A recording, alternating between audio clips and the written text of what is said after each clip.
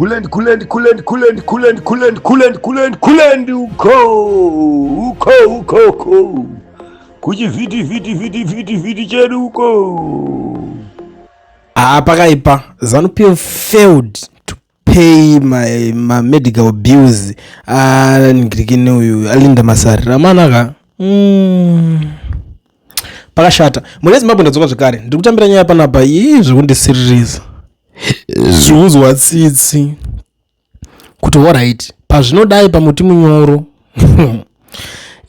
inini munoziva ndiri munhu anoda kutaura zvine umboso karigedze tingonanga straight to the point pari kunzi Narutendo panapa hanzi let down by those she saved, she was my friend and confident, she loved Zimbabwe and did so much in the national interest, she did even more for the Second Republic, but the system never recognized her love in return.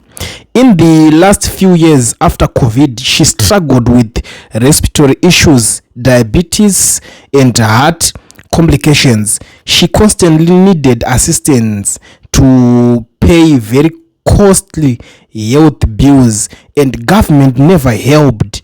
Despite the huge role she played from them, even now I was laughing at her that she was still supporting CAB 3 to prolong the term of those who never cared for her. Rest in peace, my friend. We lost a very powerful patriot. Now watch them spoil her in death, but yet they never looked after her in life. Ndo yatikuona iri kutaura Narutendo panapa. Zvinorwadza umana.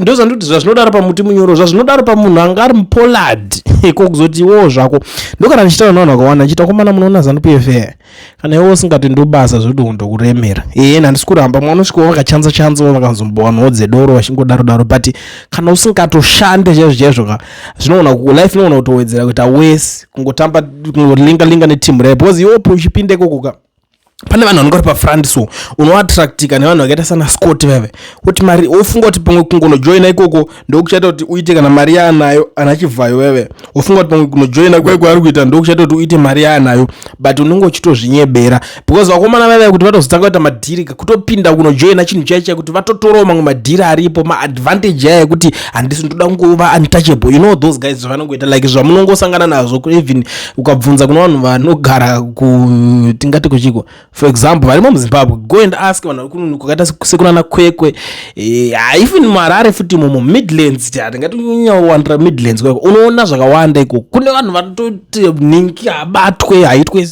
bozi vakangonojoina chinhu handiti vatotanga kuti ari kutoita but most of them ari kutongotora advantage mwari kubira vanhu vamwe ndo vanotengesera mastenzi achitemba zvemusangano unoona kuti zvikatoti papese papangoti iwe wakahodha kuplendi hapana anongosvika ngoti ndiri mwana wemusangano akutotengesa zvinhu zvakaita seizvozvo vazhinji vanozongoterawo manje nenyaya yenzara yekuti utoona kuti ninge zvake zvinenge zviri kumuitira munoisirwa vari pafront vacho vari nyanya uri loud veve ma1-1 ndo anongonzi uyu gatimupolisha runyaya kuonekwana wakawanda gatimupolisha imi moramba ndo zvinenge zviri zvirauro moramba muchingotera. This is the same situation ikitika pana Linda kuti iwe munhu akaita saLinda otadza kubhadharirwa mari dzengirikini dzemani ngirikini mabills aya masmall aya ozotadza kubhadharirwa zvinhu izvozvo votadza kumuona amen joina megasi chinhu ichi chinotonetsa chinhu ichi. I'm telling you the truth. Inini zvatondirwadza kutodarika kana vana vake zvatondirwadza this information pandotoiwana zvatondirwadza kutodarika hama dzake chadzo dziri kuchema because hapana chinovaraidza pazvinhu zvakadaro wanga uchifire chii right nguva yese ndo zvinhu zvakuchitanga kubvunzwa navanhu wavengwa wanga uchivengerwe chii nguva yese. Tarisai kana the way vanhu vari kukomenda pane nyaya yacho izvi the way vanhu vari kutotukirira afa kudaro zvakazodai ndezvako izvo this and that wafa wanaka good riddance what vanhu vachitaura zvinhu zvakasiyana siyana asi zvinhu zvakanaka izvozvo kuti pari kutopembererwa musi wekufa kwako vanhu vanofanira kutochema newezvi vochema nevanochema kuti vanhu vosara vachifara in return waona chi hapana life yacho yakadaro inenge ichanakidzeni but anyway tozongozviona tongoti tozvionera iyo upenyu hwacho ndozvauri zvinokwanisa kubatsira munhu anenge asara ari kunzwa vane nzeve dzekunzwa anogona kubatsirikana havasi vese vachajoina ZANU-PF, vachawana umambo hwacho ihwo, vachadya norifa, vachadya uchi nemukaka hwacho. Kunotori neumwe anga achisekwa so achangobva uijoina zvichinzi uyu anzwa nekukwama tata asi havasi kumbomuona, hanzi chivhayo kutadza kutengerawo munhu kana chiakwawo zvacho achingokwama tata chete, vototanga zvavo vasiri kuona vachitomukandira chinoluku. It's quite sad. At the end of the day unenge watoti ndauyawo but ndine kachaunga kangu kandinako, tototi ganekobva wati gandikonese kachaunga kangu kese kuti tinge tichiita zvinhu izvozvo. Kachaunga kakungotarisa kungoti dzinorwara idzi, unotorasikirwa, especially ndinonzwa tsitsi kuna vamwe vanhu vemachurches kuti unotorasikirwa nematrue believers vokuti vanga vachikufollowa, because pamaiparidza kudhara kawaiparidza uchiti vanhu ava vari satanic, vari chinchi, you can't be a ZANU-PF member uchinamata Mwari the same time unozava muchiparidza muchidhingina, wobva wazouya iwo wawe member yacho pamberi. Aiwa mai zvangu, in return futi hauna chaunozowana. Zvinhu zvinorwadza izvozvo, hazvisi iza womana, ndoiziva life yakadaroka igambling zvayo, but gambling yayo ikuti ine nharo, hapana kuti panenge pachiitwa zvinooneka ipapa. Saka ndo situation iri panapa vedway yatiri kunzwawo. Ndanzwa tsitsi mufunge zvinhu zvinongorwadza, tinongoti Linda, may your soul rest in peace. Ndikuona vakawanda kuti mutaurumbe muchitudzire nyaya dzaLinda handizvo zvakezvo, musamuposti. No, we don't do that. Tinoona kutadza kuwirirana vanhu tese, dziri nyaya dzema-ideologies nemachinchi zvese nezvinhu zvamunobhilivha in. Vanhu vanobhilivha mune zvinhu zvakasiyana. Mwamwe kutodza kuti zvechipolitical party chakadai chakadhakwa chakadai, yes ndiye munhu iye zvatori ende ngaombererwa mumaoko sezvazvingori. Munotadza kuwirirana pama-ideas but munenge musina kuvengana in real life. Kusazosvike pakuvenga munhu zvekutoti in real life watoti ndakutomunhingiriki naye. Even mapoliticians acho vanotoenda kwavanotolinga. For example, ndounopa a very good example. Chamisa anowirirana Tagurewe, haisi tombori secret.